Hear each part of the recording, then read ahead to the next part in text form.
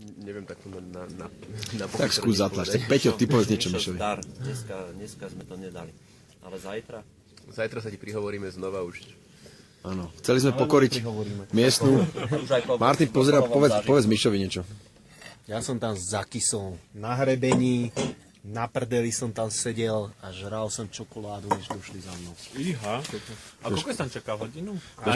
Ja som tu strážil Basecamp, sušil veci 35 s Robom. Ide totiž to o miestny najvyšší vrchol, skoro 3000-ka.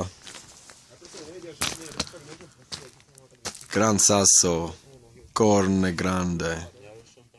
Tam sa nedostali tí traja.